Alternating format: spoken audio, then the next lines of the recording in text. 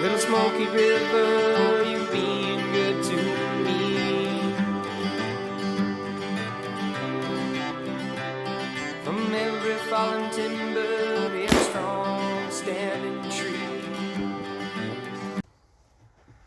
How's it going, everyone? It's Dusty Tucker. I'm at my range here today, and I want to do a little bit of shooting with the BCL SRV2 Siberian. I haven't done an update of this video yet. I haven't showed the muzzle brake or the light or the pressure switch that I got on it. I had to change all that out because the original ones I had on it shit the bed on me, so I bought some better quality ones. We're empty here.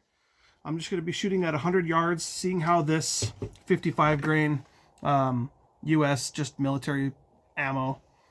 I'm not exactly sure what the origins are of it, but it just comes in a brown box. It was on sale at Cabela's for 12 or 13 bucks for 20 rounds. So it's not shitty ammo, and it's, you know, it's fairly decent stuff. So that's what I'm going to be shooting today. I just want to make sure, and I have one of these pistol mags with 10 rounds or 5 rounds in it. I just want to make sure that this thing is still holding adequately zero at 100 yards because I got the muzzle brake on it now. And flash suppressor, flash hider, whatever you want to call it. So we're going to try and shoot this out at 100 yards. I have a spotting scope behind me here. I'm kind of a one-man show today. I have no helpers or assistants or anything, so I shouldn't have to touch anything. I blue Loctited this thing down, and the cantilever and everything should all be blue Loctited. I haven't shot it since I put the muzzle brake on it, so I'm just going to put 5 rounds through it, just on a sandbag here. I'm not using a lead sled or nothing. I'm just using a sandbag with no bipod or nothing. I'm just gonna kind of nestle it in my arms as best as I can, and let's see if I can give you guys a little bit of a better view here. I'll give you the muzzle end. So we're gonna load up here. We're hot. Safety is off. Okay, 100 yards. I gotta flip this thing into 6 power with the throw lever, and we're just gonna see if I can get rounds on target. I'm not going for absolutely stupid accuracy because my heart's kind of racing from going and putting the target up and everything, unpacking everything, and it's kind of cold out. But let's see how we do.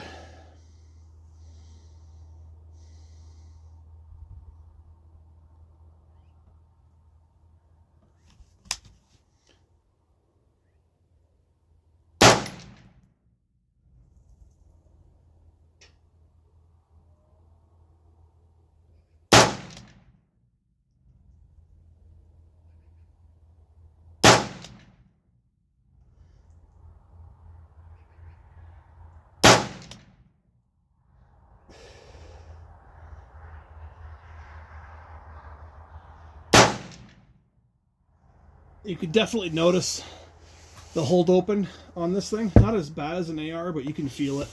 I know she's empty.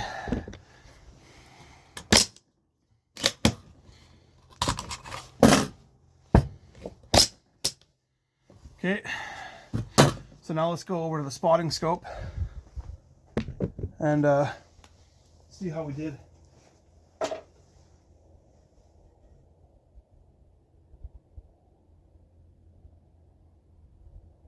Well, even with the spotting scope, I can't see.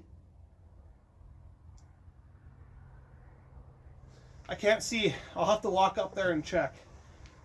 You know what? I'll take you guys with me just so there's no edits, so you guys don't think I'm trying to cheat the system or nothing. It's 100 yards down, all the way down there. I just want to see how we did. I couldn't see anything. It's kind of a shitty quality spotting scope. It's just a, what is it, a Wheeler or something like that. I can't remember what the brand name is off the top of my head, but it's not the greatest quality system that I have, and my scope's only 6 power, so I can't really see that far from that range. So we'll see. The muzzle brake, I can feel less recoil. Not that 223 have much recoil to begin with, but there's definitely less recoil than there was without it. And I don't know if you guys can see the muzzle or not, but the flash hider, hopefully it's working. I'll have to review and see what we got.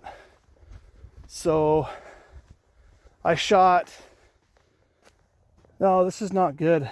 Oh yeah, here we go. So we're high. Here, can I flip this? Nice. So here we are. 1, 2, 3, 4, 5. Damn, that's a nice group. I just remember that it's sighted in at 37 yards or something like that. So I have to aim low. I'm only going to shoot 5 more rounds at the bench here. So I think what I'm going to do is doctor in, what do we got? Thumb to pinky. So we should take that. I'm going to draw a dot at the middle here, and that's where I'm going to hold without adjusting my point of aim. I haven't shot this thing too much, but that's actually a pretty good group for, I mean, you guys saw how fast I was shooting it. So let's go back to the truck and re-up here and see what we can do. I just want to show you that I'm actually walking back. I put a little dot on the middle of the bottom of the paper. I'm not too familiar with optics anymore because I've been kind of going the plainsman way and just using iron sights and stuff like that. So I'm not used to glass anymore. I just forgot that I had to aim low at 100 yards, but then it should equal out at about, I don't know, 200 or so. I can't remember what the exact math is on it, but these rounds seem to be working out pretty good. I'm just going to load up 5 more, and then we'll do some tactical stuff. Well, the way I like to do tactical stuff. I don't know if you guys are interested in that or not, but we'll just see here. It's a little bit chilly out today, but there's hardly any snow on the ground, which is nice. Straight in. Okay, let's get back at her. I haven't even let my heart settle down at all. You guys are here with me, so you can kind of see what's going on with that. Okay, so I'm going to hold at 6 o'clock.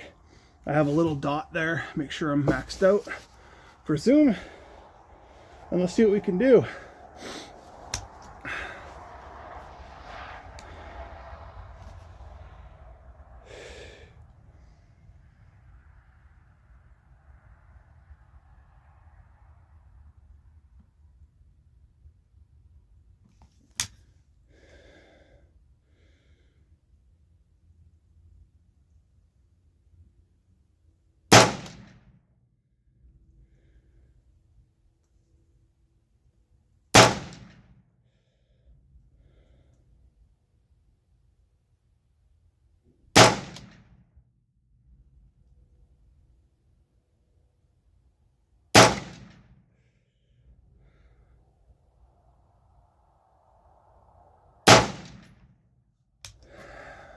That's her. Okay, we're on safe. Let's go try that again. Let's go walk up there, see how we did. It's kind of nice. There's no wind noise today. That's kind of why I wanted to come out. Plus, I just installed the muzzle brake. I put the new pressure switch on the flashlight. Changed the positioning of the flashlight. I'll do a whole table talk view with you guys on the gun in a different video, but we're just going to do something a little bit different today. Obviously, you can just fast forward through the walking. I'm just trying to keep you guys entertained somewhat while I'm walking up to the 100-yard target so I don't bore the people that actually like to just play the video the whole way through without skipping anything, which is completely up to you. But let's see how we did. These rounds are a little more scattered because my heart was going a little bit. I can see them already. Here, I'll flip the camera here. Okay, so 1, 2, 3, 4, 5. So that was my point of aim down there. That's from a 22 underneath of that, or a pellet from a shotgun or something. that's what point of aim, and that's kind of where I was hitting. So it looks like I need to adjust left a hair here too. That's a way better group, but like I said, my heart wasn't going nearly as insane as it was here. Those are also cold bore shots, and these are when the barrels can been a little bit warmed up a little. These two are nice. Like if I could have all 5 in, or you know what, even if these two were in a little bit more, that'd be actually a pretty impressive group. But I'm still gonna take it either way. So actually I have to pull this target. I kind of don't really want to show off this target. It's not the greatest, but I'll just put a note on there saying something about how my heart's, you know, I went back and forth twice and I kind of just slapped in a mag and didn't really take time to calm down. I just kind of sent it, but that's the kind of training I like to do. Not everyone's going to be shooting from a lead sled if shit hits the fan, right? So I mean, you got to train yourself a little bit better than using all these high performance pieces of range bench rest shooting gear and shit like that. That's why I don't spend too much money on that kind of stuff, because I mean, why? I'd rather have a better plate carrier or operating system radio and shit like that than something that I can see farther with to see if I hit the targets or not. I kind of wish I had a range where I could shoot long range at steel. Then you kind of don't really need a spotter scope. You just adjust your point of aim accordingly and see if you hit your steel or not. Okay, well, we're back here. The target is whatever. I've done better, but I've also, you know, not been out of breath like I have been from walking, shooting, so I mean, whatever. So yeah, that's what we're using today. Seems to be working pretty well, that new muzzle brake device there. It's kind of a half and half brake and suppressor. So I do have to adjust point of aim slightly left, as you can tell by this target, and it looks like we're about averaging maybe half an inch to an inch to the right.